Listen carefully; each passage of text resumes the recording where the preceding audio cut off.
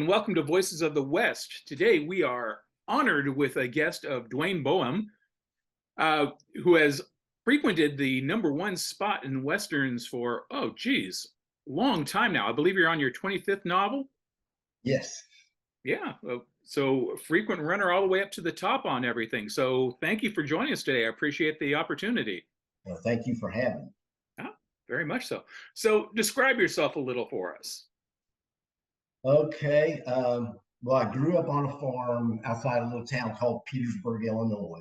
And if anybody's ever been to Lincoln's New Salem, we're the little town a couple miles away. So I grew up on a farm, and I was always a big reader and loved Westerns. I grew up in the 60s and 70s, so, Bonanza and Gunsmoke and all that. I loved all that stuff. Little joke because he had hair like mine that you couldn't comb. I had that problem once. and and I was always in music, and I moved to Nashville to be a songwriter, and I got close on that, but it never really happened. So I decided I'd write a novel, and the first novel I wrote was like a contemporary coming of age novel, and it didn't do anything. And that was kind of a blessing because it freed me up to I decided I loved to write.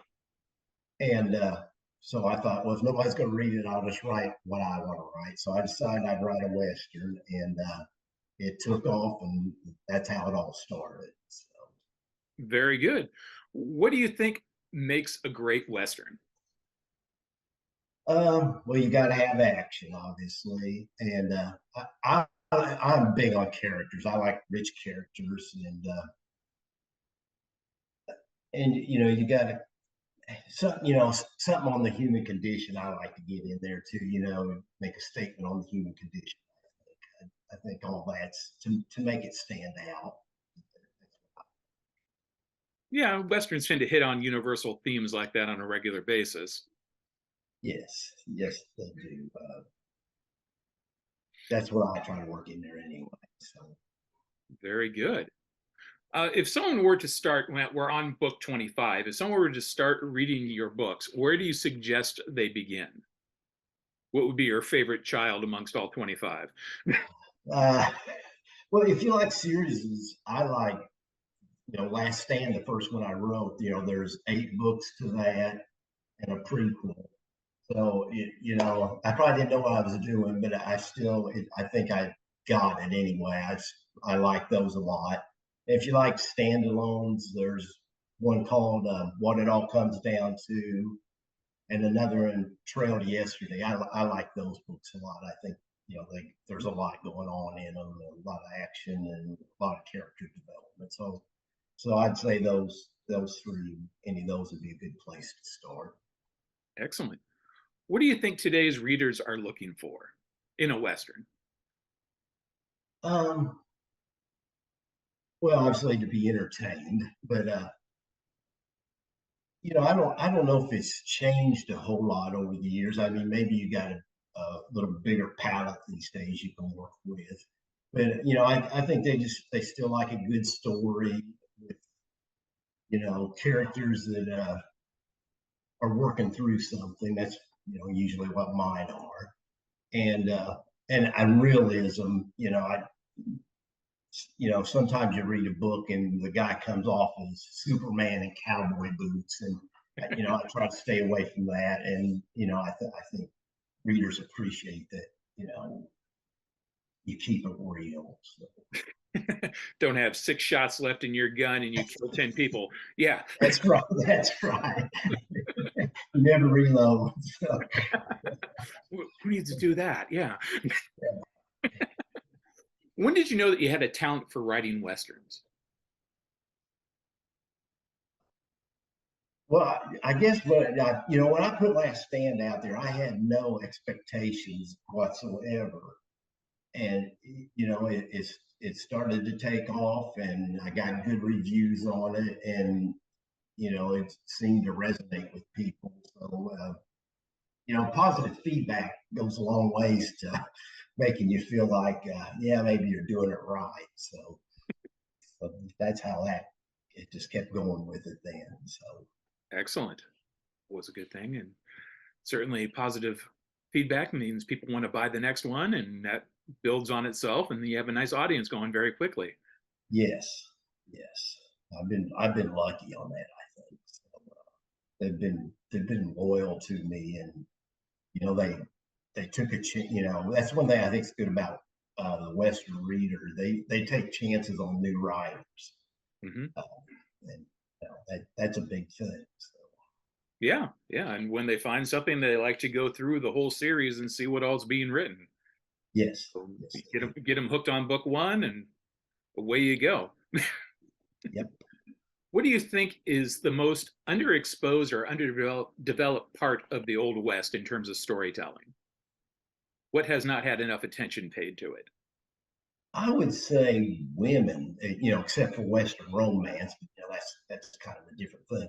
But in a lot of westerns, the women are, they're just kind of wallpaper or whatever in the stories, and those, it was a hard life back there. They lost babies all the time, and they were strong people with their own stories, and we probably don't give them enough attention, is what I would think. Definitely. A strong female character for Westerns would be always beautiful books to have coming out. Yes. What kind of Western have you longed to dreamed of writing? It's kind of saying where beyond where you're going next. What have you never quite gotten to yet? Um, Probably the Oregon Trail. I'd like to someday write a book on the Oregon Trail and make it based on real journals of the people that really did make the journey. But I've done some research on it. It's a lot of work to track down the journals and try to find some that give you enough information to go on. But I think someday that's what I will take the time to do. So. Definitely, that would be a really good book to be able to get into. How much research do you put into writing? Well, I don't base my stories on, historical events so much, so I don't have to do all the research on some range war or something. But it still ends up being a fair amount because you want to make sure you got the right gun if it's 1880 or whatever, you want to make sure it's the gun they're using, and like if you got a town, Dodge City or whatever, you got to do research on making sure you get some things right about that town. Don't put the And six-story building in the middle of downtown for it. yeah, yeah, and geography too. I've been out to the west quite a few times. Plus, like I use Google Maps a lot just to look at the terrain and make sure you get the terrain right for if you're going from this town to that town. If it's mountains, you make sure you put mountain scenes in and things like that. So I mean, and or another thing that is like idioms and stuff. You'll go have a character say, you think you're going to have him use this, and then I'll go look it up and find out, well, that didn't come around to 1920 or something. So you got to be careful about that kind of thing too. So Yeah, those little bits. So much change in that time period too, between the roughly the end of the 1860s through change of the century, actually into about the 1930s. If you want to stretch the long form of Western, so yes, so many changes happening to people in their lives at that point across the board. It's hard to keep up with exactly what all changed when and how. right, yeah, you got to be careful. You Yeah. get ahead of yourself. So, How do you feel the Western market is changing? well, it seems like you got Yellowstone and Longmire and things like that. It seems like there's more of the modern day Western type thing coming on now, which it's great. I think anything Western is good for all Western. So I think you're seeing more of that, and you probably continue to see more of that. You know, Traditional Westerns, I don't know. I think they're staying probably fairly similar to what they've always been, but I think the modern stuff's more. You're gonna see more of that all the time. Hmm. Yeah, and Yellowstone has certainly spawned enough things jumping off that go back to traditional Western that it keeps it buys people in from the modern audience to the more traditional audience, which is True. very helpful. And if people want to do the same thing in books, we won't complain. No, no, right. That's right. And you aim to sell in books. So, Absolutely. Take me a little bit through your process for writing a book on things. Do you get an idea that starts it? Do you have a character you like to go with on it? What is that little bit that inspires you to go? I usually come up with a character that, is dealing with something that needs resolved or whatever. Like when I wrote the Western I wrote called Never Too Old, I thought, I've written all these Westerns about these guys in their prime, 30-year-old or whatever age, and I thought, well, let's try something different. And I thought, how about an old guy that's a retired hired gun that always just worked for whoever paid me the most, and his reputation's not great, and he never has kids or anything, and he realizes once he dies, his legacy is just going to be ruthless hired gun, and so he gets a chance to be city marshal in a cattle town in Kansas, and he takes that job basically to rewrite his legacy. So that's how that story all came about. So that's the way they all pretty much do for me. It's a character that has issues that need resolved, and I build the story from there. Do you figure out how they resolve to start with and then catch up to there, or do you start from the beginning and see what happens? Um, well, I know how. Usually, I know how I'm going to start it, and I know how I'm going to end it, and everything in between is kind of seat of the pants where how we get there. So, and it ends up being kind of nice. You surprise yourself once in a while too, where things lead, and so that's how I get there. Ever had the voice of a character in your head tell you, no, we can't do this, go back and rewrite 2 chapters? So yeah, sometimes you got to go. Sometimes a character will take you somewhere you don't think you're going to go, and it changes the course of the whole book. Like um, in the Gideon Johann series, the Last Stand. In the third book, Last Hope, um, I started out with this scene was just going to be a shootout scene just to start out with action, and I realized it was kind of like cheating because it wasn't part of the story, and it was just a start. So I thought, well, you need to make it part of the story, and so then I came up with this idea of uh, through this shootout deal, Gideon finds out that one of his old army buddies is a drunk in Durango. So I thought, Gideon was all these people helped him get his life together. So we'll make this story about him getting helping this friend. And so and his name was Finney Ford. And I didn't mean for it to be this big deal character, but it's like the moment I started writing for Finney, he just took on this life of his own, and he's one of my best characters ever. But I mean, it wasn't intended; it just boom took off, and it was so much fun, and it changed the whole way the novel went. So He just showed up and now he's a major thing and actually can do yeah, spin-offs then. yeah, he's a major part of all the rest of the books. Then, so I wasn't planned. So What's the most valuable piece of advice you can give someone about writing?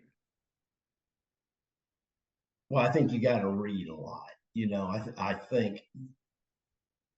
think that probably had as much to do with my success as anything. As I was always a big reader, so you've got you just I guess just know how a story's supposed to go when you read a lot of stories.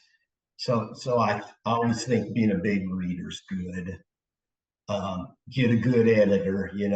That's a biggie too, because you need somebody to point out that sentence is doing way too much work, and fix your grammar and all that good stuff. So that's things I think are really important. Do you ever get writer's block on putting a story together, or how do you deal with it if you do? Oh yeah, I deal with that quite a bit.